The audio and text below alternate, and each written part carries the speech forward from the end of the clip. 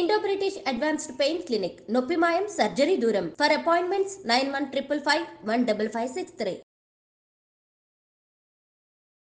Hi hello నమస్తే, welcome back to iDream media. ఈరోజు మనతో ఉన్నారు MP certified mutual fund distributor అయిన బొనిగల సలోమన్ గారు. సార్తో మాట్లాడతాం ఈక్విటీలో ఉన్న రిస్క్స్ గురించి. Hi sir. నమస్తే అండి విరాట్ గారు. సార్, ఈక్విటీ మార్కెట్ అనేది ఎప్పుడు కూడా రిస్కీయే, అది తెలిసిన విషయం. బట్ ఎలాంటి విషయాల్లో ఈ రిస్క్ అనేది దాగి ఉంటుంది, దాని నుంచి మనం ఎలా జాగ్రత్త పడాలంటారు? చూడండి విరాట్ గారు, ఇప్పుడు మనం గత కొన్ని ఎపిసోడ్స్ నుంచి పేదవారిని, మధ్యతరగతి వారిని, ప్రజల్ని ఫినాన్షియల్ అసెట్స్, ఈక్విటీస్ గురించి మనం నాలెడ్జ్ ఇచ్చుకుంటూ వస్తున్నాం. ఇప్పుడు మనకి physical assets, gold, real estate, silver, ఇవన్నీ ఫిజికల్ అసెట్స్. సో మనం ఇంతకుముందు సంప్రదాయబద్ధమైన ఇన్వెస్ట్మెంట్స్ అవి.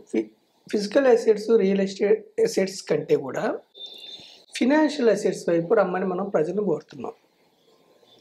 ఫినాన్షియల్ అసెట్స్ అంటే ఏమిటంటే ఈక్విటీస్, అంటే సెక్యూరిటీస్ అంటారు వీటిని ఈక్విటీస్ లేదా బాండ్స్.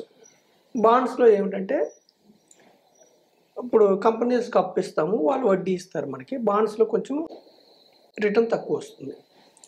ఇప్పుడు మనం ప్రజలను ఏం కోరుతున్నామంటే ఎఫ్డీలు, ఆర్డీలు, post office, savings, insurance, endowment policies వద్దు. పేదవారు ఇంకా పేదవారుగానే ఉంటారు, మధ్యతరగతి ఇంకా మధ్యతరగతి వారుగానే ఉంటారు. ఎందుకంటే ఇన్ఫ్లేషన్ బీట్ చేసే రిటర్న్ కూడా మీకు ఇక్కడ రావట్లేదు. ఈక్విటీస్ వైపు రండి. ఈక్విటీస్ అంటే స్టాక్స్, షేర్స్. అయితే ఈక్విటీస్లో మనకేంటి ప్రాబ్లం ఏమిటంటే ఈక్విటీస్లో రిస్క్ ఉంటుంది. రిస్క్ అంటే ఏమిటి? మన యొక్క రిటర్న్ గ్యారంటీ ఉండదు, మారుతూ ఉంటుంది. అందుకని మనం అయితే రిస్క్ గురించి తెలుసుకోవడం కోసం మనం ప్రజల్ని అవేర్ చేయాలి. ఈక్విటీ మ్యూచువల్ ఫండ్స్లో దీర్ఘకాలంలో మీరు ఇన్వెస్ట్ చేస్తే ఒక 8%, 10%, 12%, ఇంకా ఎక్కువ రిటర్న్స్ కూడా వస్తున్నాయి. పవర్ ఆఫ్ కాంపౌండింగ్ వల్ల ధనవంతులు అవుతున్నారు. ఈ ధనవంతులు అయ్యే క్రమంలో ఈ రిస్క్ గురించి కూడా తెలుసుకోవాలి. ఇప్పుడు మనకి ఈక్విటీస్ అంటే కంపెనీలో స్టాక్స్, షేర్స్, ఏమేమి రిస్కులు ఉంటాయి మనకి. ఫస్ట్ థింగ్ ఏమిటంటే మార్కెట్ రిస్క్. ఈక్విటీస్ అంటే కంపెనీలో ఓనర్షిప్ తీసుకుంటే సబ్జెక్ట్ మార్కెట్ రిస్క్. ప్రతిరోజు కంపెనీ యొక్క share value Monday to Friday అంటే వర్కింగ్ డేస్, హాలిడేస్ తప్ప స్టాక్ మార్కెట్ యొక్క మార్కెట్కి అనుగుణంగా, డిమాండ్ అండ్ సప్లైకి అనుగుణంగా మనం కొన్న స్టాక్స్, షేర్స్ అయితే పెరగనన్న పెరుగుతాయి లేదా తగ్గినన్న తగ్గుతాయి. మనం కొన్న స్టాక్స్ పెరిగినాయి అనుకోండి, మన యొక్క స్టాక్ ప్రైస్ పెరుగుతుంది. మనం కొన్న స్టాక్స్ తగ్గినాయి అనుకోండి, తగ్గుతుంది. ఇప్పుడు ఈ మార్కెట్ రిస్క్ అనేది ఏమిటంటే ప్రపంచ మార్కెట్స్ పై కూడా ఆధారపడి ఉంటుంది, గ్లోబల్ మార్కెట్స్ పై కూడా. తర్వాత ఏమిటి? మ్యాక్రో ఫ్యాక్టర్స్ మీద ఆధారపడి ఉంటుంది. ఏమిటి మ్యాక్రో ఫ్యాక్టర్స్ అంటే ఇన్ఫ్లేషన్. మన దేశంలో ఇన్ఫ్లేషన్ పెరుగుతుందా తగ్గుతుందా దాన్ని బట్టి మార్కెట్ ఆధారపడి ఉంటుంది. తర్వాత ఎంప్లాయ్మెంటు బాగా మనం ప్రొడ్యూస్ చేయగలిగితే మన దేశం మార్కెట్స్ ఎలా ఉంటాయి, ఎంప్లాయ్మెంట్ ఉంటుంది. తర్వాత ఇవి కాకుండా మనకి వడ్డీ రేట్లు, రిజర్వ్ బ్యాంక్ ఆఫ్ ఇండియా వడ్డీ రేట్లు పెంచితే ఒకలాగా మార్కెట్స్ ఉంటాయి, తగ్గిస్తే ఒకలాగా ఉంటాయి. వీటిని బట్టి ఆధారపడి ఉంటుంది. ఇవి కాకుండా సెక్టార్ స్పెసిఫైడ్ రిస్క్. ఇప్పుడు మనం స్టాక్స్లో డిఫరెంట్ సెక్టార్స్ ఉంటాయి, అంటే ఇండస్ట్రీస్, డిఫరెంట్ రంగాలు ఉంటాయి. బ్యాంకింగ్ ఒక రంగం, ఫార్మా ఒక రంగం, ఎఫ్ఎంసీసీ, మీడియా, టెక్స్టైల్స్, సిమెంట్, రకరకాల. ఒక్కొక్కసారి కొన్ని సెక్టార్స్ బాగా పెర్ఫామ్ చేయవు, ఒక్కొక్కసారి కొన్ని అంటే బిజినెస్ సైకిల్ అంటారు. కొన్ని సందర్భాల్లో కొన్ని సెక్టార్స్, ఇప్పుడు రెసిషన్ టైంలో ఏంటి, కొన్ని సెక్టార్స్ సరిగ్గా పెర్ఫామ్ చేయవు, ఇంకొక టైంలో ఇంకొక సెక్టార్స్ ఫోన్ చేయవు. అట్లా ఎప్పుడు బిజినెస్ సైకిల్ మారుతూ ఉంటుంది. ఆ సెక్టార్ స్పెసిఫైడ్ రిస్క్ ఉంటుంది మన స్టాక్స్ కొన్నా కానీ, ఈక్విటీ మ్యూచువల్ ఫండ్స్ కొన్నా. తర్వాత కంపెనీ స్పెసిఫైడ్ రిస్క్. ప్రతి కంపెనీకి అప్ అండ్ డౌన్స్ ఉంటుంది. ఫస్ట్ స్టార్టింగ్ ఇంట్రడక్షన్ ఒకలాగా ఉంటుంది, తర్వాత కంపెనీ గ్రోత్ అందుకుంటుంది. ఓకేనా విరాట్ గారు? తర్వాత పీక్కి వెళ్తుంది, పీక్కి వెళ్ళిన తర్వాత మళ్ళీ డౌన్ అవుతుంది. అంటే కంపెనీ స్పెసిఫైడ్ రిస్క్ ఉంటుంది. Liquidity risk. ఇప్పుడు మనకి స్టాక్ మార్కెట్లో 5 నుంచి 6,000 కంపెనీస్ ఉన్నాయి స్టాక్ మార్కెట్లో. ఎక్కువ వాల్యూమ్ ట్రేడ్ అయ్యే వాటిలో లిక్విడిటీ తక్కువ, వెంటనే వచ్చేస్తాయి డబ్బులు. కొన్ని స్టాక్స్ ఎక్కువ వాల్యూమ్ ట్రేడ్ కావు, అక్కడ లిక్విడిటీ రిస్క్ ఉంటుంది. కొన్ని స్టాక్స్ చిన్న చిన్న స్టాక్స్ పెరుగుతాయి కానీ అమ్మినప్పుడు మనకి కొనడానికి ఉండరు, లిక్విడిటీ అవ్వవు, లిక్విడిటీ రిస్క్ ఉంటుంది. సో ఇవన్నీ కాకుండా ఇంకా కరెన్సీ రిస్క్. ఇప్పుడు మనకి డాలర్తో రూపాయి మార్కం విలువ ఉంటుంది, ఓకేనా విరాట్ గారు. ఇప్పుడు మన రూపాయి బలహీనపడింది అనుకోండి, అది కరెన్సీ రిస్క్ అనమాట. రూపాయి బలపడటం కానీ ఇది కానీ. ఇప్పుడు ఎఫ్పిఐలు ఏం చేస్తారు, మన రూపాయి బలహీనపడినప్పుడు బయటికి వెళ్ళిపోతూ ఉంటారు అలా, ఓకేనా. ఇలా కాకుండా ఇంకా కంపెనీ రిస్క్ ఉంటుంది, ఓకేనా విరాట్ గారు. కంపెనీకి ఒక్కోసారి బిజినెస్ బాగుంటుంది, ఒక్కోసారి డల్ అవుతుంది.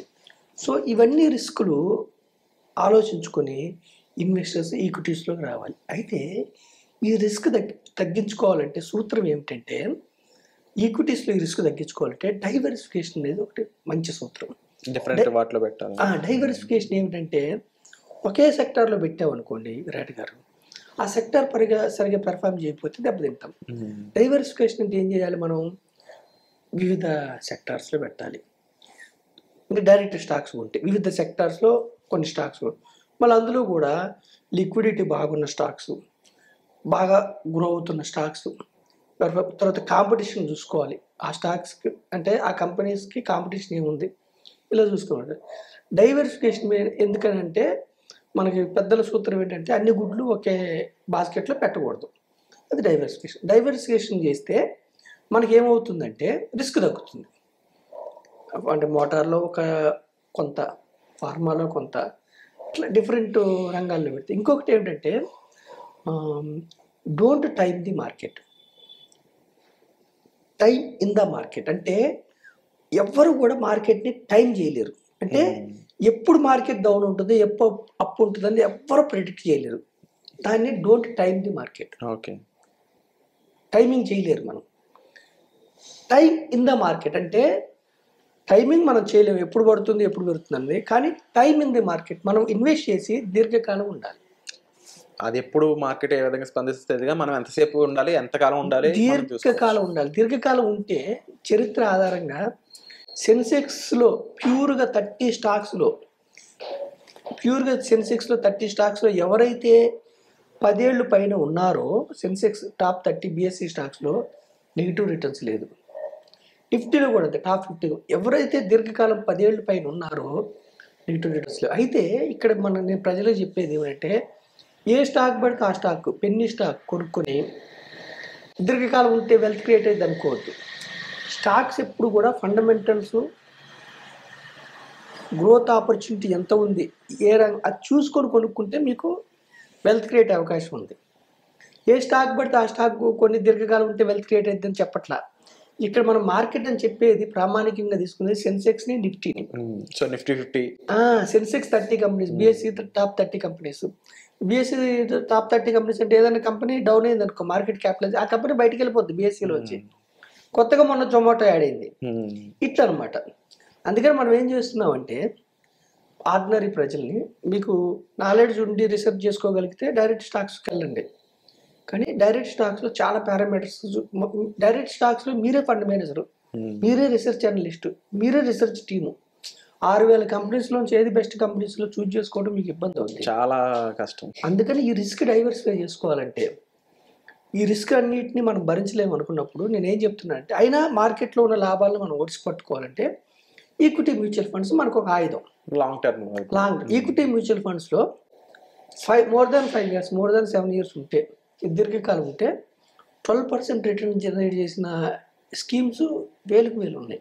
హిస్టారికల్గా అది 20% కూడా ఇచ్చినవి ఉన్నాయి. మనం కెమెరా ముందు అంత మనం ప్రజలకి అంత చెప్పకూడదు. సో 8%, 10%, 12% సెబీ ప్రకారం మనం చెప్పొచ్చు. 12% లెక్కేస్తే కూడా అర్థం అవడం కోసం నెలకు 3,000తో 30 సంవత్సరాల్లో ₹1,00,00,000. విరాట్ గారు, ఇప్పుడు సామాన్య మానవులకు అర్థం కావడానికి, ఆర్డినరీ పర్సన్, మిడిల్ క్లాస్ పర్సన్కి అర్థం కావడం, 12% లెక్కేస్తే కూడా నెలకి 20,000 వచ్చే వ్యక్తి 3,000 సేవ్ ఇన్వెస్ట్ చేసుకోగలిగితే నెలకి 3,000, 30 ఇయర్స్లో వాళ్ళకి 93 lakhs 12%తో లెక్కి సిప్ క్యాల్కులేటర్ ద్వారా. అదే 31 years కడితే ₹1,00,00,000 వస్తుంది.